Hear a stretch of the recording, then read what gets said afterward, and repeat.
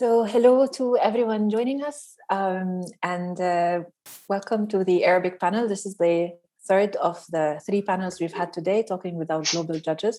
I'm super excited to be having this one, if only because it's Arabic and it's my area of expertise, so it's easier for me. So, but also because I love the judges that we have because I know them personally quite well. And this is super, super exciting to be able to have them all come here together and yeah, I'm looking forward to the chats we will be having today.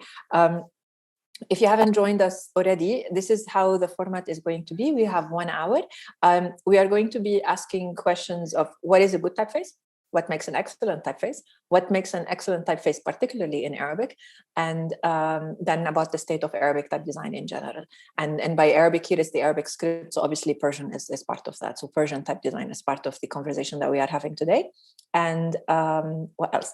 Also, it's going to be an informal panel. So we will all introduce one another. So it's almost like it's a chat. The purpose of the panel today is to feel as if we are sitting at a table somewhere in one place and we're just chatting. So it's very informal, even though I will tell people how the order goes because it just makes it easier to, but otherwise that would be it. If you have any questions, please put them in the Q&A so we can take them. And yeah, I think we can start spotlighting the speakers as well. So please join me in welcoming the speakers. So we have Borna Izatmana, Khajak Apelian, and Ma'moun Sakal. So I'm really, really happy to see you guys here. And so we will take a couple of minutes to introduce ourselves. So I will go first. So we will say the name, where we are from, our script of expertise, where we work, and where we are now currently, like physically. So hi, my name is Nadine Chahine. I am from Lebanon. I design Arabic typefaces, which is why this panel is so much easier for me to chair. And and then I have my foundry, Arabic Type. I'm also the CEO of I Love Typography, and I'm currently in Barcelona, but I live between Barcelona and London. So that would be me. And for the order, I'm just going to go with what I have on my screen. So we go Khajak, and then Ma'moun, and then Borna. And we'll keep alternating the order. So it's never always the same person first. Good. So yeah, Good. Khajak. Hi. Yeah, hello. Hello. Thank you, Nadine. Thank you so much for having us. Well, I'm Khajak. My name is Khajak Apelian. So I go by sometimes as KJ. I'm Lebanese, Armenian, currently based, I don't know where. Now I am in Lebanon, and I'm facing some issues with the electricity because I'm not in my place where I was supposed to be doing the talk. I'm specialized in Arabic type design. I also do Armenian type design, and I consider myself a graphic and type designer. I have my type design studio, which is the Bakir. I go by as the Bakir, and I work with different type foundries and to mostly work on the Arabic typefaces. Okay, excellent. Thank you. And Ma'moun? Thank you, Nadine. I'm glad to be here. I'm Ma'moun Sakal, originally from Aleppo, Syria, and now living in Bothell, Washington, just north of Seattle. I'm a self-taught type and graphic designer. I had a lot of training in other areas of visual arts, such as painting, architecture, engraving, and so on, but not in type design. I have expanded my work in type design in the last 20 years or so, and established my own design studio, Sakal Design, here in Bothell. I do design original Arabic typefaces, but I also do a lot of work maintaining Arabic typefaces for Microsoft and consulting on other projects as well. So I do quite a bit of work on improving the fonts of others. And that has been a long passion for me. And I feel it is a useful service since type design continues to improve and always has to catch up with technological innovations. Excellent. Thank you, Ma'moun. So, Borna, hi. Hi, thank you, Nadine, for the invitation and also for the introduction. My name is Borna Izzat Ana. I am a typeface designer and researcher currently based in London. I'm originally from Tehran, Iran. I have a PhD in typography and graphic communication from the University of Reading, where I also graduated from the MA in typeface design course. My interest is divided between typeface design and research, which is mostly focused on Arabic script typography and printing in different parts of the world, and in its representation of different languages that currently use or used to use the Arabic script for the textual communication. Amazing. I should also introduce the dog who just crashed our meeting. So Charlie, because she's bringing me all her toys to play, and she already was sort of complaining the first two panels. By now it's impossible. So she's on my lap. You might see her moving, or you might see me doing like this because I'm bringing her toys. So okay, let's begin. Who do we begin? Borna, we stay with you, okay. And we go the other way around. How would you define a good typeface? Well, I was watching the previous panelists. I think they said mostly what needed to be said about what constitutes a good typeface. I would say a good typeface answers the brief. More importantly, it should be well executed, and even more importantly, it should be relevant. You know, it depends on what sort of audience you design the typefaces for. It should consider important aspects like the reading habits or preferences of its intended user groups. Excellent. And Ma'moun? Again, it is surprising that you have such consensus on what a good typeface is. From my point of view, I think it has to address the audience or the purpose for which it was designed, and to have that done in well executed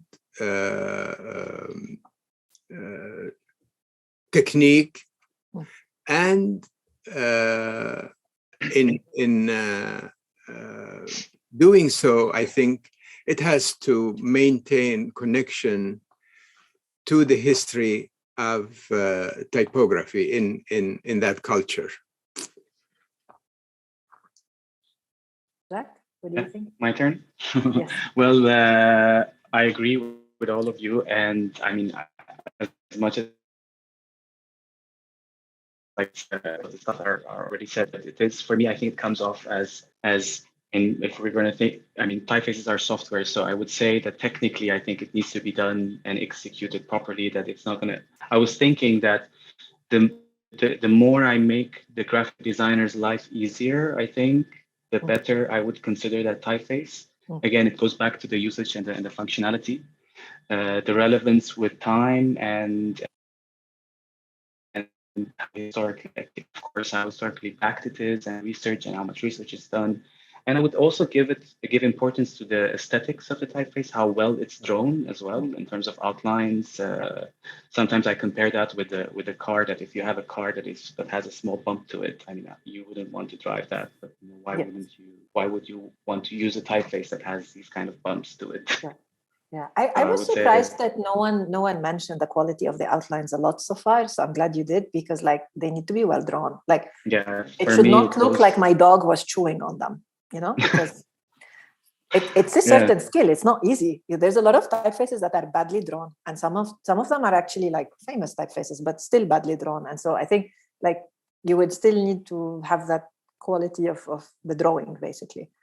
Yeah. It's interesting because sometimes there's I mean, it depends on the usage as well. There are typefaces that look very quirky when you're making it, when you zoom in and you start looking at the details, but then it really works fantastically in text in smaller sizes. So it's also a question, what does good outlines define? What is a good outline? But I mean, I would say it's important to at least think about it.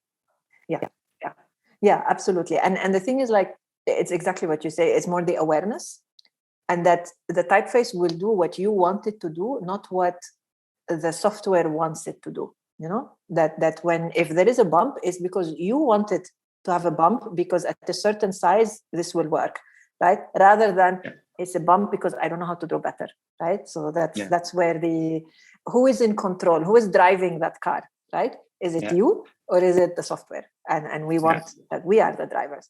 So good. Okay, so we stay with you, and now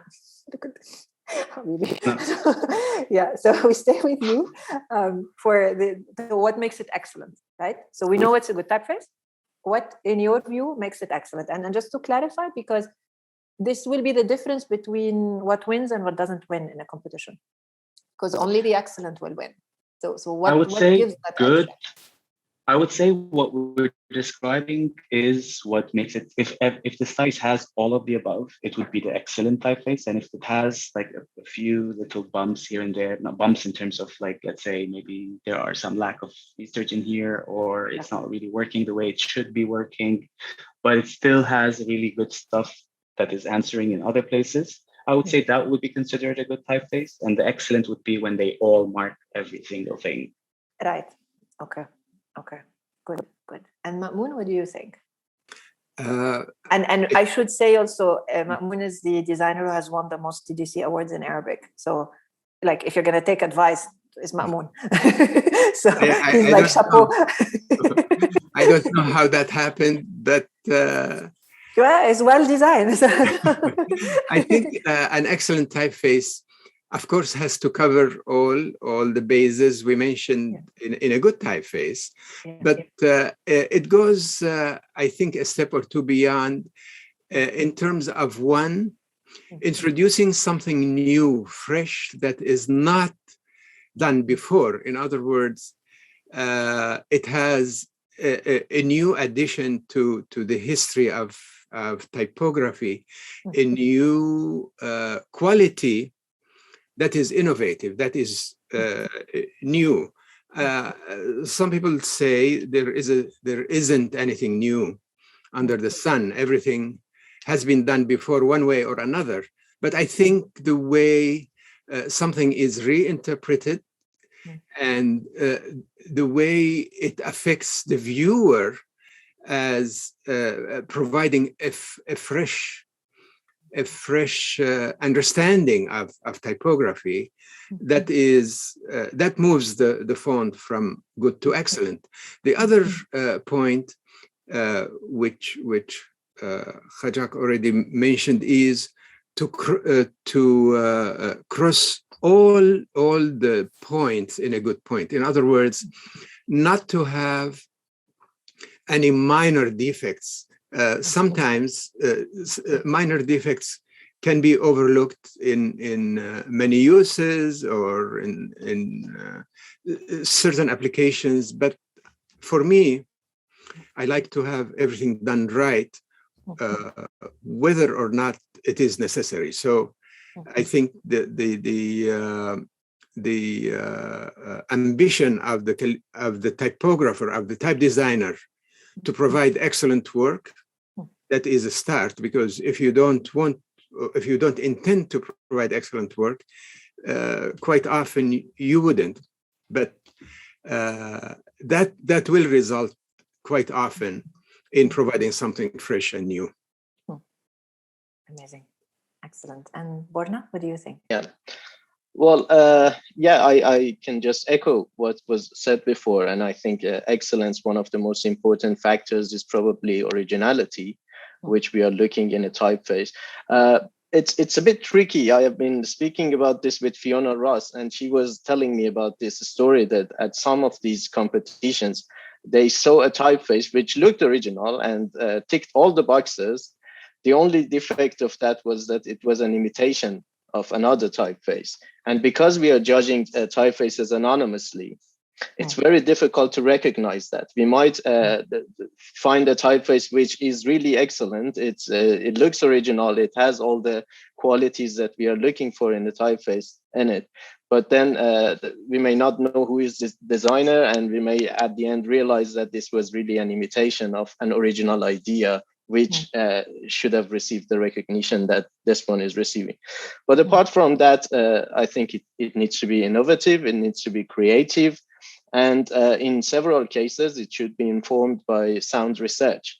As much as we enjoy seeing something that is new, experimental, fresh, and pushes the boundaries, excellence can be achieved in a revival project as well, which doesn't necessarily bring about something new, but reintroduces some of the exceptional qualities that we can find in historical models, which might have been lost or lesser known for the modern users of a given writing system. This is the area that I particularly enjoy, and I would also add that, excellence can also be defined through the contribution of a typeface, not necessarily by these measurable design and skill-related factors. But if you design a typeface for a language group, which is really prevented from textual communication in a digital environment, that's also an excellent and a quality that deserves some sort of recognition. And in this case, I would be interested to see, more typefaces that are basically addressing those limitations and issues. Absolutely, absolutely. The thing is, I don't know if I should be mentioning this here. We were actually talking about, ideas for the future, that we need to recognize typefaces that are for languages that are and scripts that are underrepresented, that perhaps this could be a category in and of itself. Obviously, once you start going down that route, then there is a lot of work at where do you draw the boundaries and how do you draw the lines? But absolutely, it's important to recognize that the purpose of type is to set language. And if there's a language that doesn't have type to be set in, then just the fact that you're allowing that to happen is in and of itself a mark of excellence, even if it's not the most perfectly drawn typeface or the most perfectly spaced typeface, but the fact that it's allowed people to send emails or to set a document in their own language and script, that's already, quite an achievement. So yeah, absolutely, absolutely. The thing is also, what I like about that is that it grounds our conversation of what type design is. The type design is not simply looking at specimen books and something that lives in, a specimen sheet that someone has printed, that there is a purpose to type design to represent language and to represent the voice of people. And so it's important. So I'm glad you mentioned that point, because it hasn't come up so much in the previous panels. And I'm happy that we bring it here. And because obviously all these panels will be summarized in 3 short articles for posterity and for guidance for people to read if they couldn't watch the talk, and I'm really glad that came up. So we've talked about excellence. Maybe now we start with Ma'moon and then Khajak and then Borna for the next round of questions. What is it in particular about Arabic? And this is how I explained it in the previous panel. If you were judging an Arabic typeface in a panel where the other judges are not experts in Arabic type, what would you tell them that needs to be an extra item on the checklist, that in this particular script, we need to pay attention to these factors? Is there anything in Arabic that you feel needs to be highlighted? Because what I would like is that, now we've had the 3, and we will have a conversation later with, the other judges, that we come up with a global definition of what is excellence in type. But the universal language cannot be universal if it's not sensitive to local differences, right? So I would like that this part of global definition is sensitive to the variety of scripts, because each one is different. And so now we come to this question. That's why this question is there. What is it particularly about Arabic that we need to look at when we're discussing excellence in type design? I have been on the TDC Foreign Language Advisory Group for many, many years. Yes. And I did provide input to the judges regarding Arabic typefaces. So I've seen many, many typefaces, and I had to point out. I think this is a question that can be addressed in 2 ways. The first one, what you just mentioned, what would I point out to someone who is not quite familiar with Arabic? In that sense, what I found is the importance of familiarity of the typeset text to the native people.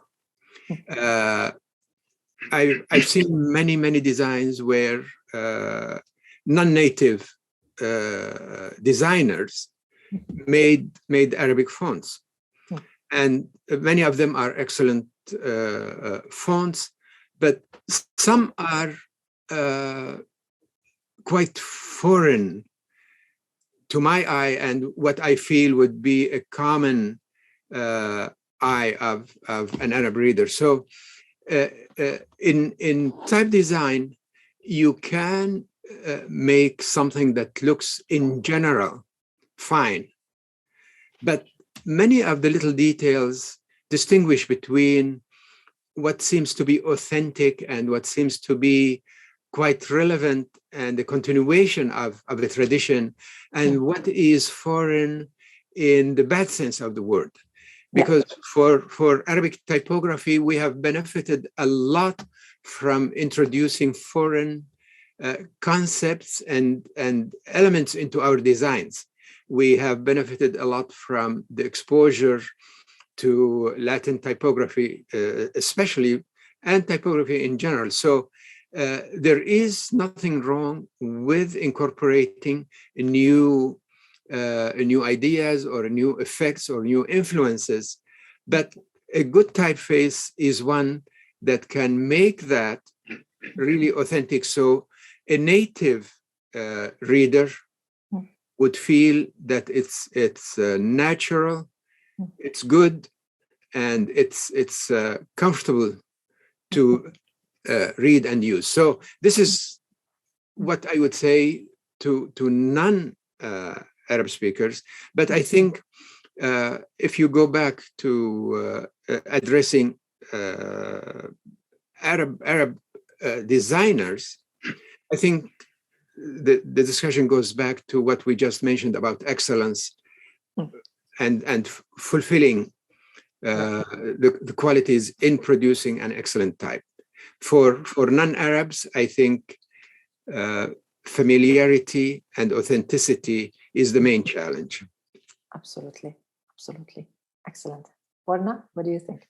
Well, I would like to focus on regional diversities. I think I'm obliged to, and different flavors of, different writing styles, different flavors of the Arabic script. We often take these for granted. We talk about the Naskh style as the standard model for most of the regions that use the Arabic script, Iran included. But we have to know that, there are different flavors of the Naskh style. It's not a sort of a standardized form that is accepted across different regions. And people who grew up in different parts of the Arabic script world or different parts of the world where the Arabic script is used, they have different visions of how Arabic script should look like. It depends on their language. It depends on their culture. I often like to compare this to food and say that there are certain elements that are shared between the so-called Islamic countries. But then each of these elements are defined differently in each region. Some like their food a little bit more spicy, some add too much of the saffron, some add garlic in Lebanon. Garlic, olive oil. These are the sort of things that I think are also desired qualities in the way that Arabic typefaces are designed. These diversities are nice, are adding to enrichment of the cultures, and also to avoid this idea of universalism, which is really dated and also problematic. When we think about it today, this is something that very much is pushed by this corporate branding identity, discussions that want to produce something that meets all the requirements of everybody that uses a given writing system or a script.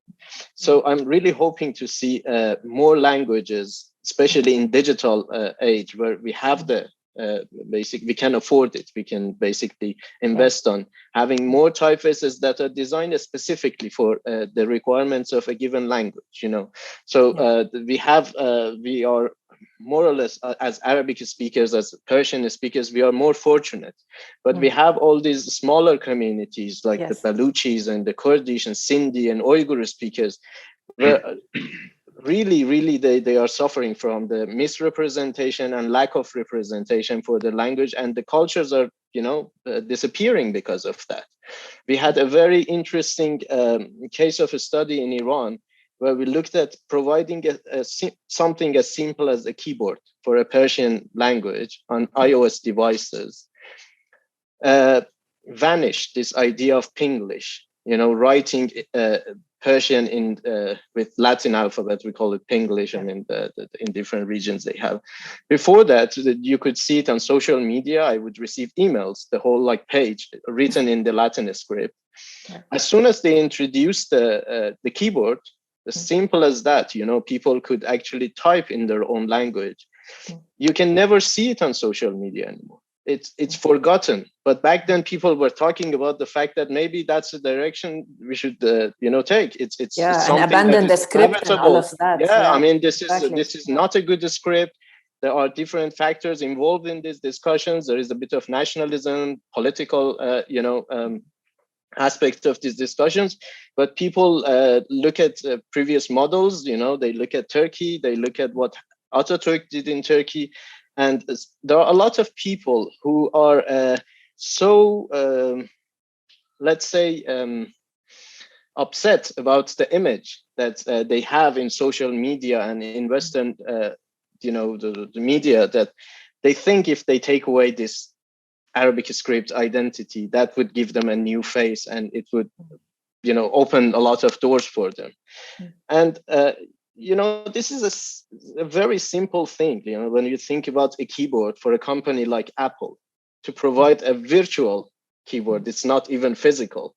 For all these languages, I doubt if it's a big thing, you know, I doubt if it requires a huge investment or, I mean, huge compared to Apple, maybe not. They have enough money, but it would be enough work to make them. And but yeah, I mean, I agree. But they have the Arabic typeface. You know, they are using the existing Arabic type. It's just a matter of, you know, switching around. Yeah. Switching around some of the keys and adding a few additions to their keyboard. You know, it's not a big deal. I'm not asking. I mean, it's too much to ask for different typefaces when we are talking about different languages. But something as simple as that has such a huge effect on, you know, the textual communication of people in different parts of the world. So these are the things that in Arabic I am really keen on. I would like to see more of that, and I would like to see people really focusing on languages. You know, when you design a typeface for Arabic language, there are things that you do not need to take into considerations. We always talk about the gem shape that only accommodates one dot. But when you look at Sindhi, where 4 dots are required in the belly of the gem, you need to take that into consideration from the beginning. If you make it the proportions too tight, where those you know, requirements cannot be accommodated later, then it's very difficult to, you know, distort your own design and, you know, break it down to only provide support for those things. So it would be good to continue to talk about this. I don't want to take too much of your time, but I think this is a subject that I would be very keen on, you know, discussing more with more designers from different regions, all in the umbrella term of Arabic typography. But you know, I mean, not to make matters worse, but like I've had friends from university in Lebanon who were surprised that the Arabic script is used outside of the Arab-speaking countries, and they're like, no, actually, there's quite a lot, you know, there is. So I think it's a question of education for us, because the Arab speakers are the biggest, I think, in terms of like population size. Yeah. So I think it's also upon us to recognize that, you know, our ancestors spread this script. We have a certain responsibility to pay respect to the people who have adopted it.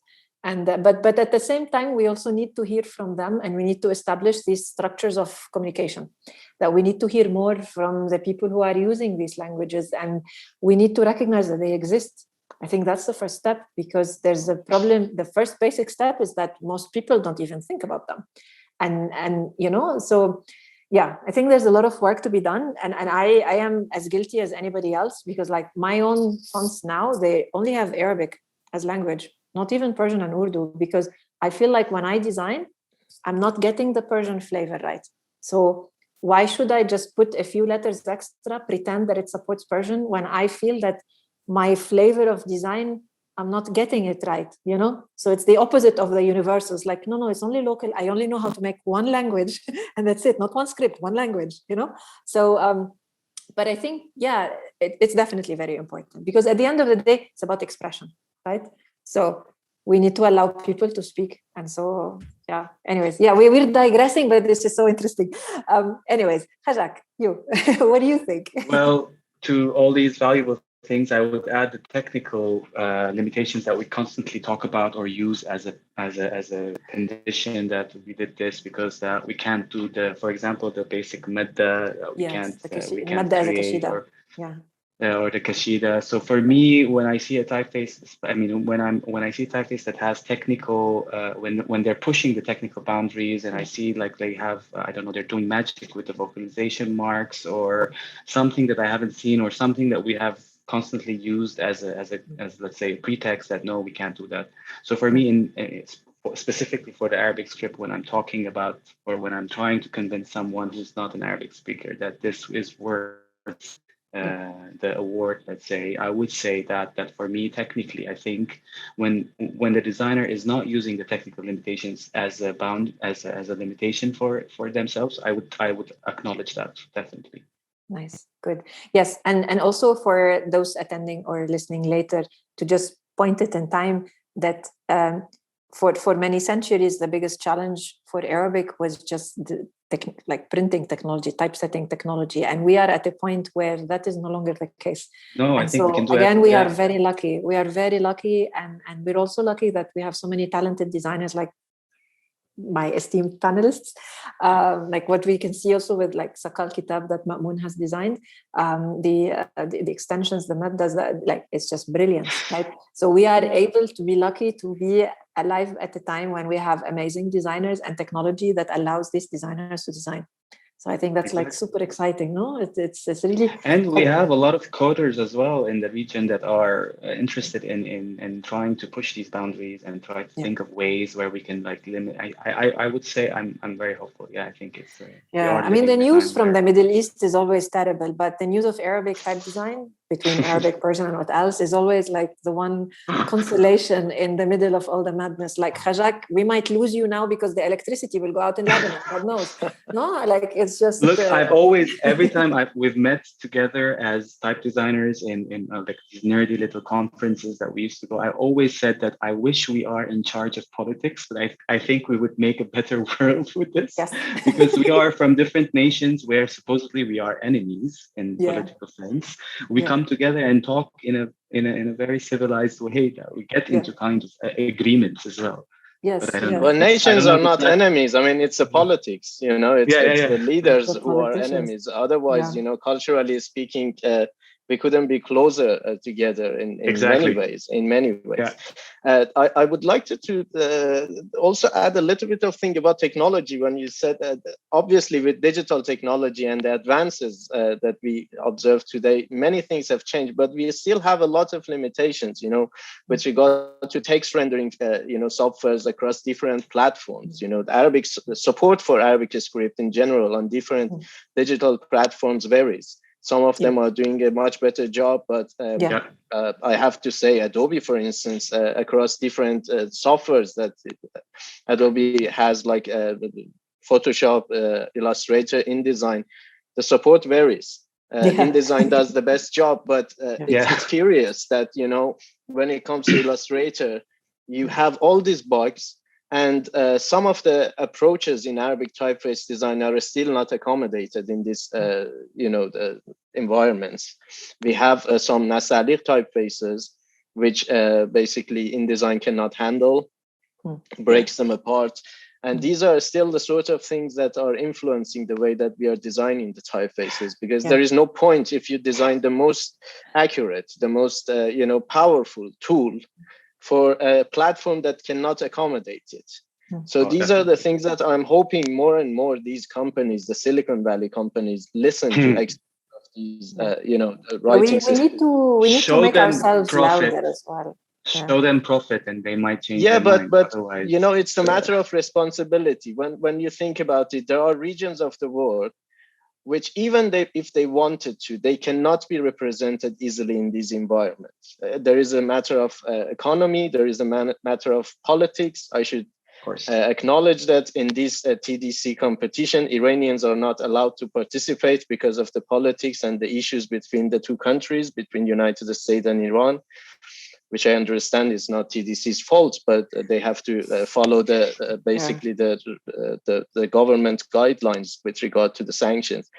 But you see, these are the sort of things that even if an Iranian tried, or even if a Pakistani tried to be represented in some of these environments, they are prevented from that. So the responsibility is on the shoulder of other designers to pay attention to their neighboring basically script users, and try to provide a platform and try to bring them on the center of the discussion as much as possible to basically go around some of these limitations rather than, fighting them. There is no point. I don't feel powerful enough to fight the policies of these two countries that I'm dealing with. But I think there are responsibilities to be I think like advocating and speaking up for your language and script is like one of the things we can do. And we've seen that with Adobe, with the hashtag that we launched in 2014 because of the UI, because of the problems. And they were responsive when they saw that there's a significant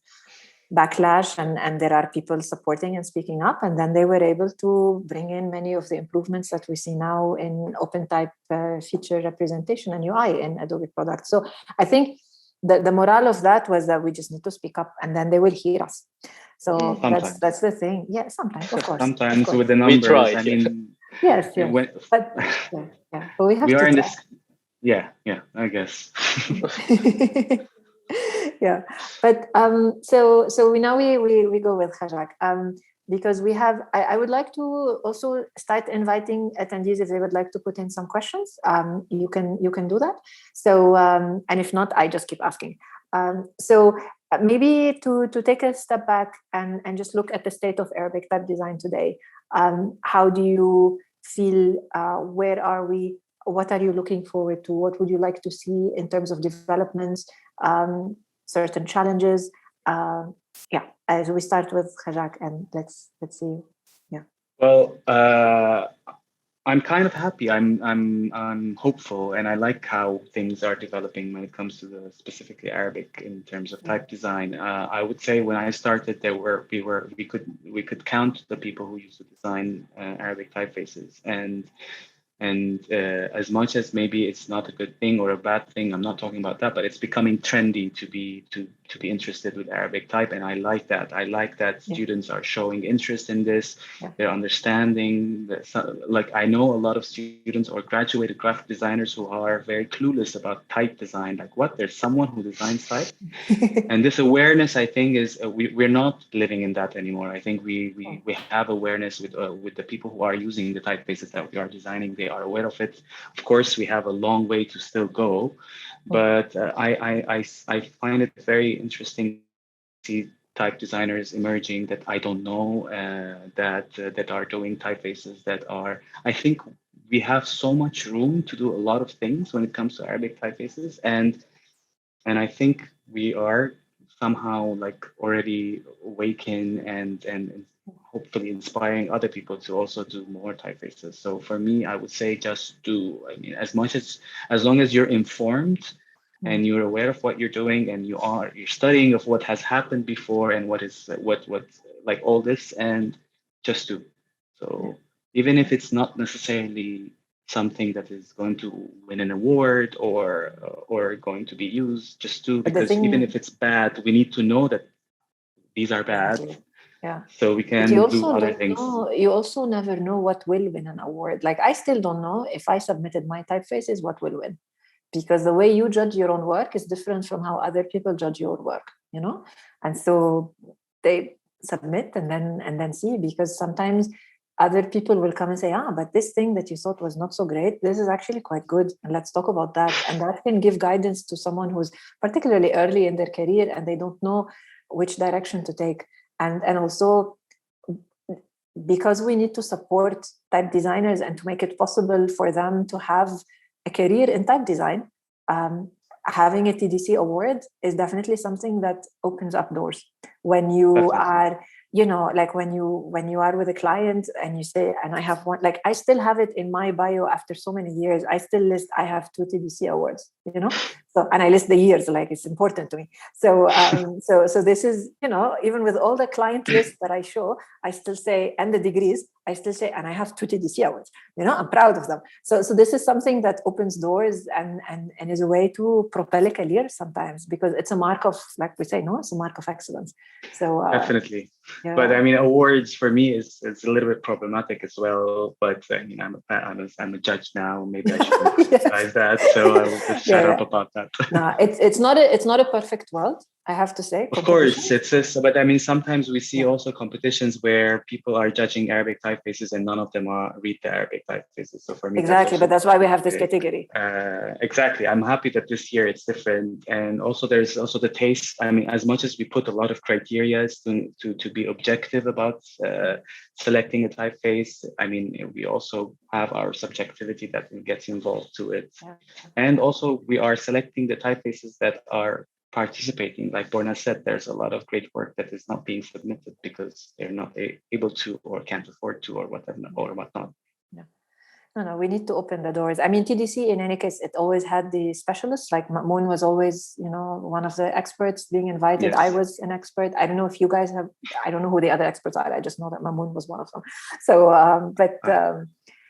it's definitely, a way to open doors to having these conversations. And the competition will only improve when we give the feedback and we start to engage with TDC, same with other competitions as well. So the futures is ours to make, no? So that's I think it's great that this year actually the TDC and people who have been involved in the basically type design competition have acknowledged that expertise in typeface design is not universal. I often look at typefaces. I can recognize beautiful curves. I can look at the quality of drawing, but I would never be able to judge a typeface that was designed for Bengali, for instance, because I'm not familiar with the textual tradition. Yeah.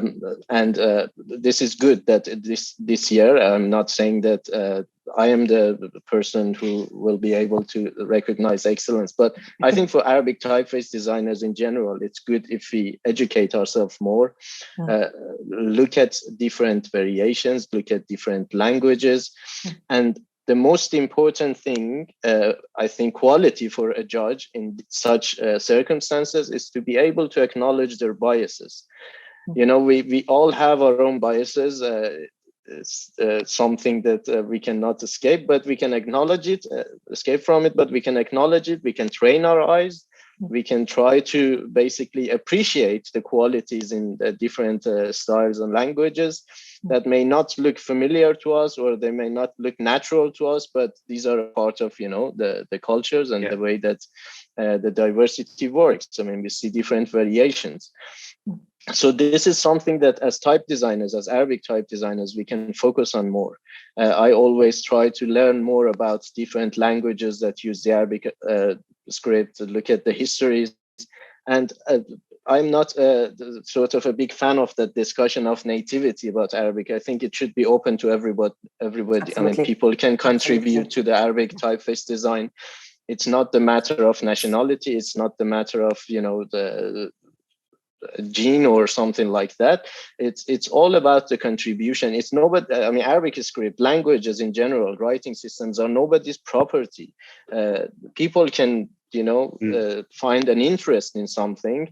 I would be very upset if somebody was telling me that I cannot develop some interest in African art because I'm Iranian. What's the point of that? Absolutely. I think, and historically, you know, when you look at some of the most significant developments in Arabic script, you look at Istanbul, for instance, in 19th century, the most important punch cutters were Armenian. They weren't Turk per se, you know, they were subjects. Kazakh is now happy. They were subjects of the Ottoman Empire, but they contributed much more than many native, you know, designers or scholars to the writing system. Yeah. So I think we should really think twice about these suggestions and what the impact of this suggestion would be on people who are really contributing to our field, who are producing excellent work in Arabic typeface designs.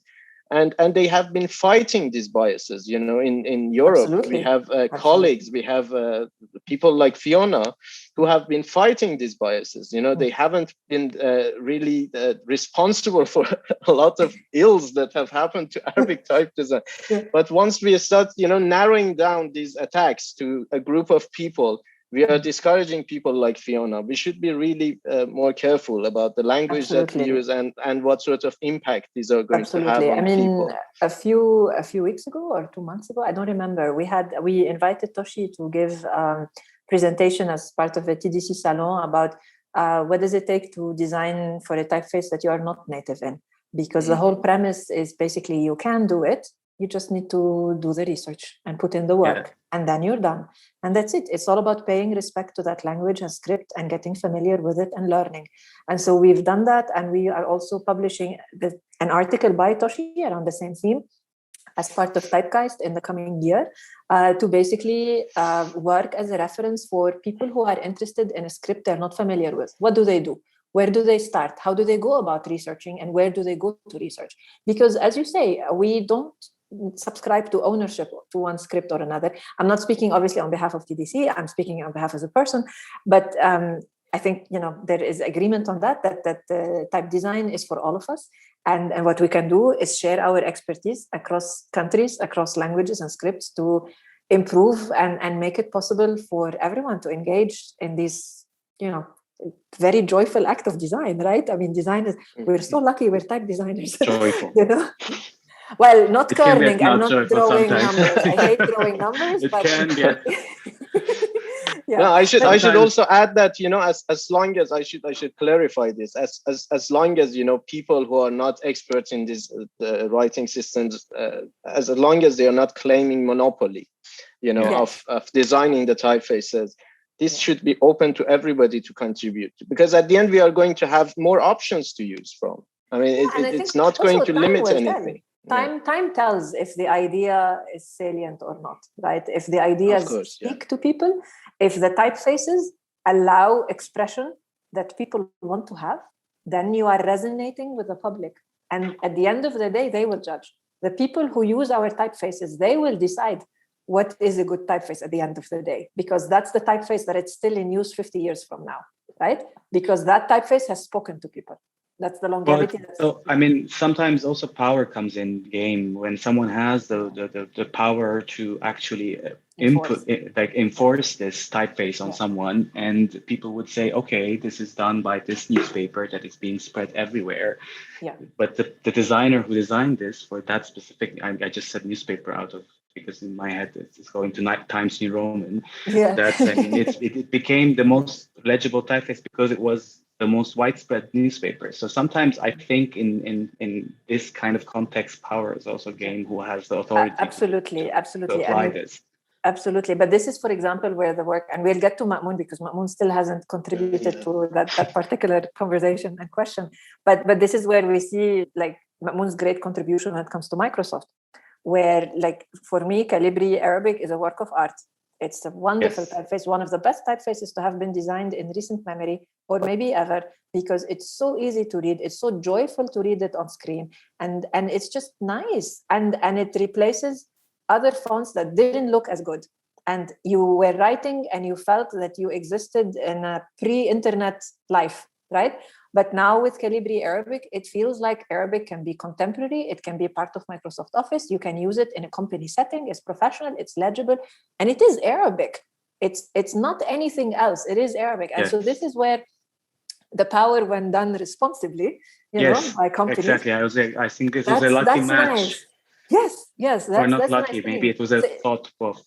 yeah, Sure. no, I mean, they hired Ma'mun, they knew what they're doing. But also, like, if you look at Apple and San Francisco Arabic, you know, like, that is a much better typeface than Giza. And the designers, by the way, they were not Arab. They, you know, the main designer was Italian. But I know because I consulted on it. But at least they consulted, no? They had people come in and give feedback. And so I think power goes sometimes good, sometimes bad. But like, if Of we are course, lucky, it's always a then balance. yeah. But we have not heard from Ma'mun, and we're getting towards the end of the panel. So Ma'mun, what do you think about the state of Arabic type design? Where do you see things are going? What would you like to see? Any closing remarks? We haven't heard enough from you. Please. Yes. Yeah. Well, thank you for your kind comments about my work. I'm very glad to hear it, because I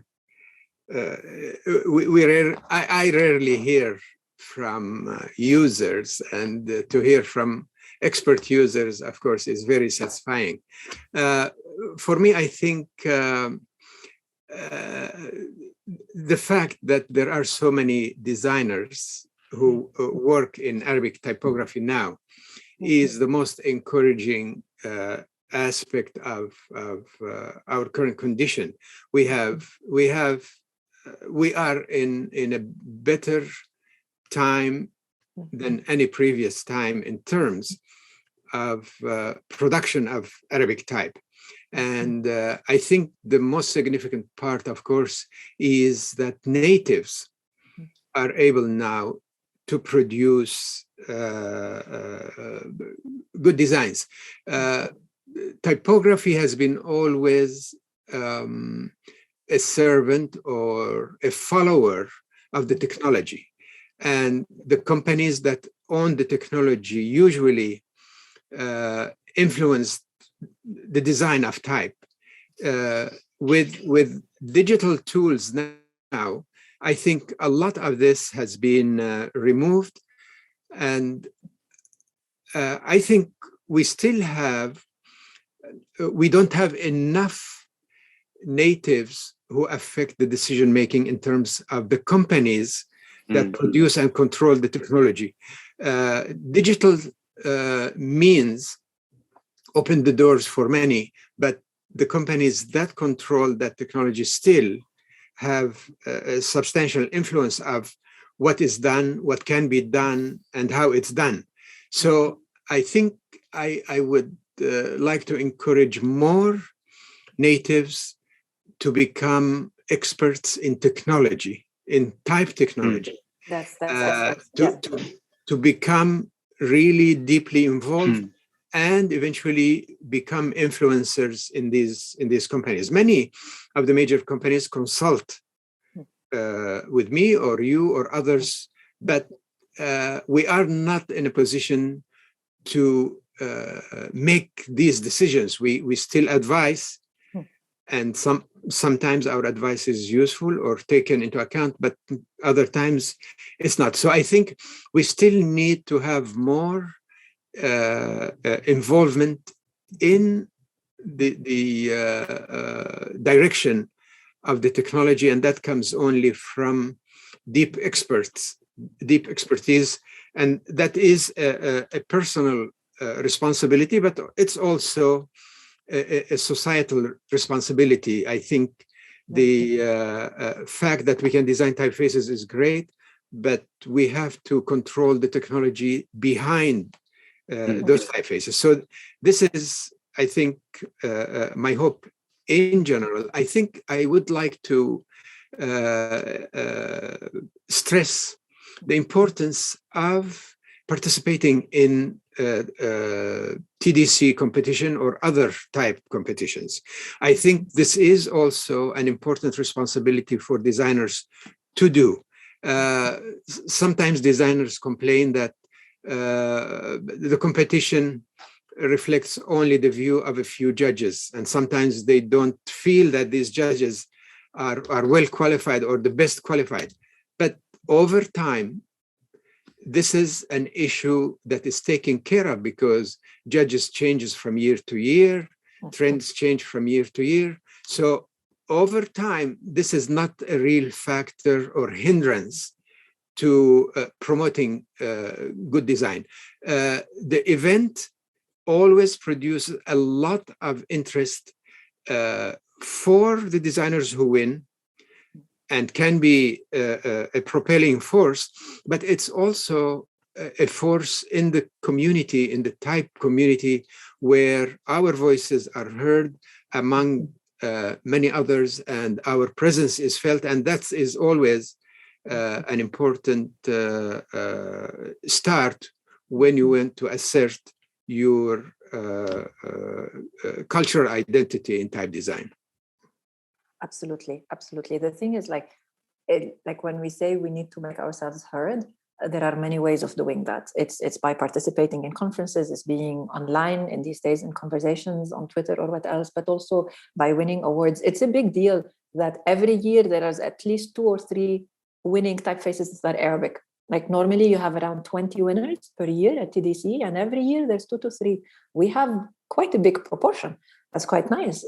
This means that historians 50 years from now, when they look back at all the books, and they will see that there is this emergence of winners, TDC, that this means that this was reflective of new talent coming on the scene and a growing type design scene coming out of the Middle East. And so that is, we work for the history as well, but we also for today, that you encourage others. If you are a person who is a young type designer and you're not sure if you're going to go into Arabic, whether you are Arab or not, doesn't matter. But if you see exciting Arabic typefaces winning in competitions and maybe articles being written about them, then suddenly it encourages you, because someone has shown you the way. Someone has shown you that you can get into the script and then win awards and then get jobs and get employed. Same thing like with me. When I was first employed at Linotype, I remember someone saying like, Arabic typography seems to be getting more interesting these days because Linotype has just hired an Arabic type designer. Like, when did that happen? No one was employed as an Arabic type designer at the time. There was nothing. So it makes a difference. And then the clients will come, and then suddenly you are able to work as a type designer, and then the jobs will come, then the licensing will come, and suddenly it grows and we grow together. And so, yeah, it's quite, there's a lot of work to do, no? But we are in a good place. I think we will run a couple of minutes over time because I want to leave the last words for you guys.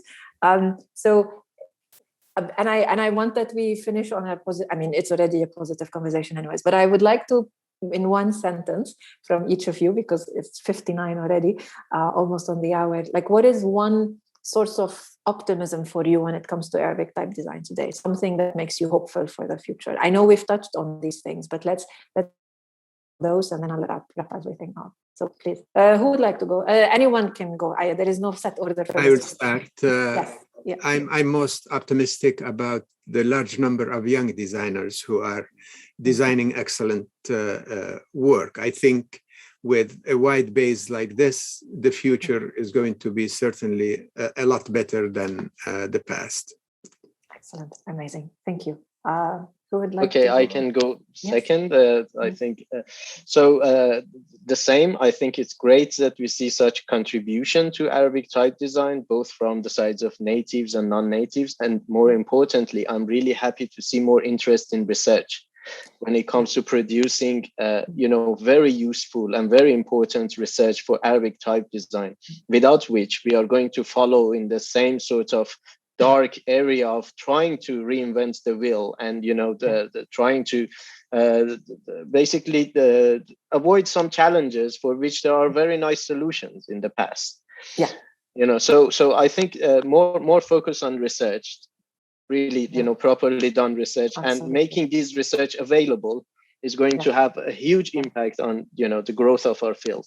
Absolutely. And just on that point, that's why Typegeist is here. So Typegeist is dedicated to academic research on global scripts. So this is the point, to make resources available freely for everyone and to have it, indexed and available to libraries and all of that. So this is also an invitation to you and all the panelists. I'll reach out later that we get in touch and we work towards making these resources, right? And to encourage research. And I said it on the previous panel, researching type design is as important as type design, because we need to put the books on the shelves. So, and we need to share the knowledge. What's the platform you mentioned, Nadine? It's Typegeist. We'll put the link, I think .com or .org, I don't remember. But Typegeist, it's where we will publish the article that summarizes our conversation today. Let me just very quickly check, because I should know this, but normally How dare you? it's .org. Yeah, it's .org. So anyways, I'm letting it load now. But yeah, and I encourage you to go take a look also at the articles and what is being published. And it just relaunched recently, and we will be putting more content, but it's made for conversations like these. So and yeah, but Khajak, and then I will wrap up the panel, please. Yeah. Well, I don't know why I'm being the one who's also adding technological part of it, but I think I'm hopeful that before we used to have softwares that were thought from the perspective of the Latin script, and now we do have softwares that are considering world scripts and different scripts, and I think they're at their second stage or some different stages, and there are willingness to accommodate the specificities of each script in their software. So I'm hopeful to see better, like more improvements in that regard. Yeah, amazing. Yeah, and spot on. I mean, I'm so grateful for you guys for joining the call. Mamoun had to wake up super early, and for all of you, yeah. Now it's like also quite late in Lebanon, but and also joining from a country which is falling apart. No, our country. So hopefully. Yeah, that's why we need the optimism here, because there is not.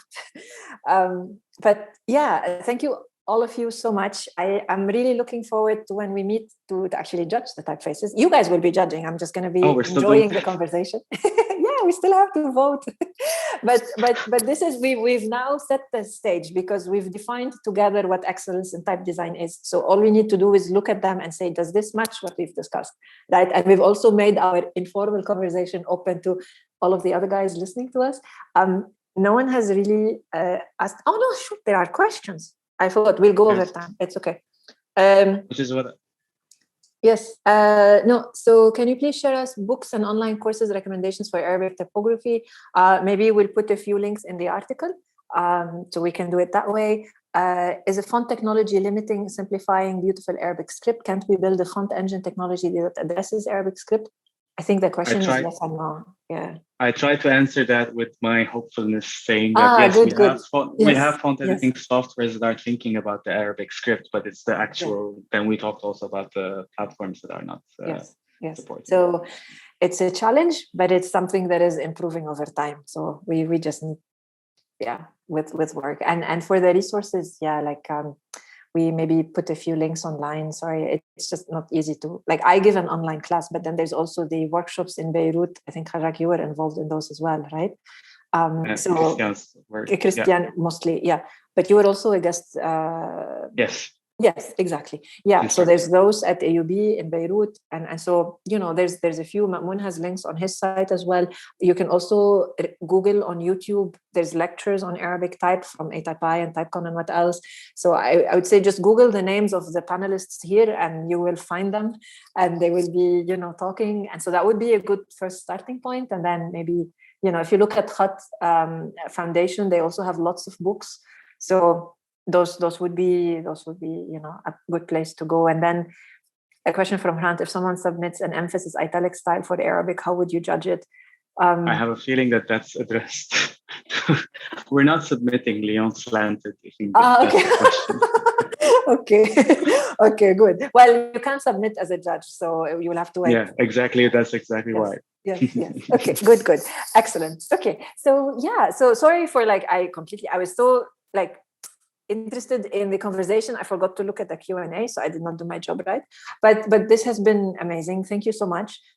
This has been, at least for me, super, super, super interesting. And I hope that this will be the start of many more conversations to come, both as part of TDC and outside of TDC, also as part of the judging process, and perhaps before or after we can have another where we have more talks, potentially also part of TDC. We need to see. But thank you so much.